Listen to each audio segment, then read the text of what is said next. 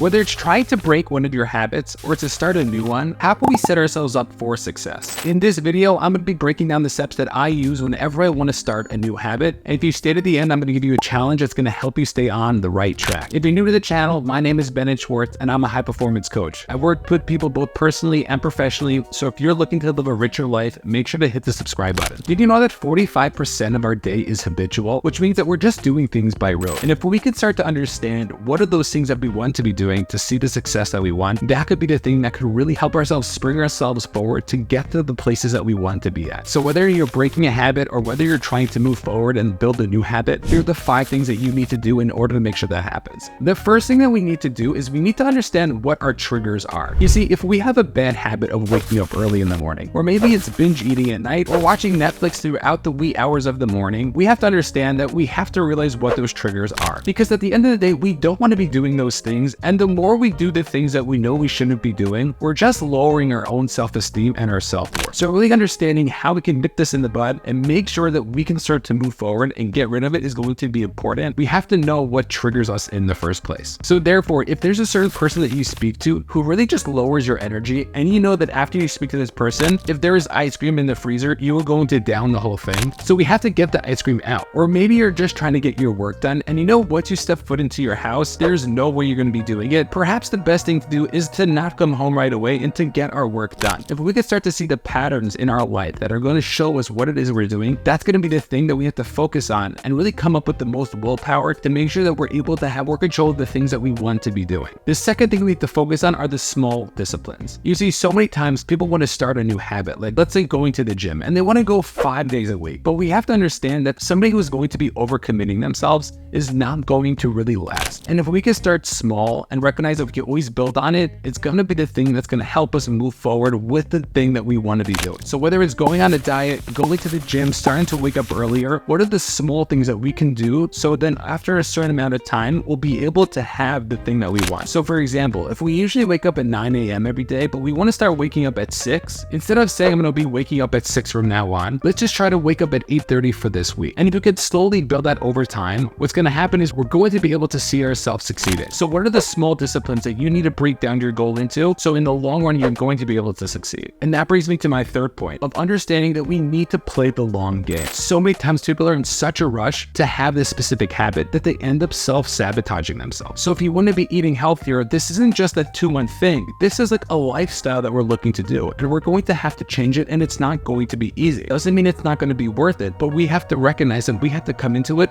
with a bigger perspective. If we can start to tell ourselves that we want to be doing this thing for the next 20 years, if we end up messing up early on, we're not going to really beat ourselves up so much. We're just going to be able to get the feedback and move forward. But if we say this is something we want to be doing for the next 30 days, all that's going to happen is we're going to end up beating ourselves up so much quicker when something doesn't work out. We have to understand this is a muscle we're trying to build, and we are going to mess up. And when we mess up, we have to get the feedback and tweak it in order to make sure that we're going to be better productive. Realizing that we're playing on a longer game just gives us that permission to do it. For example, if I said you had to become a millionaire in a year from now or in 20 years from now, which one feels a lot easier? You might even be able to take the same amount of steps that you need to become a millionaire within a year, but because it seems so much easier to us, we're going to be able to do it without the pressure on our back. So look to play the long game and look to take the small disciplines, and by doing that, you're going to be able to reach the place that you want to be reaching. The fourth thing we need to understand is we really need to work on our own willpower. You see, many times we're going to be excited to do a specific goal. We're going to be excited to set a specific habit, and then at a certain point, we're not going to be emotionally attached to it enough. And because of that, we end up dropping off and we end up not committing to the thing we said we're supposed to do. So if we can understand that our mindset and our willpower is going to be something that's going to be so important, it's going to only help us move forward. For me personally, I know whenever I try starting a new habit, at the 3rd or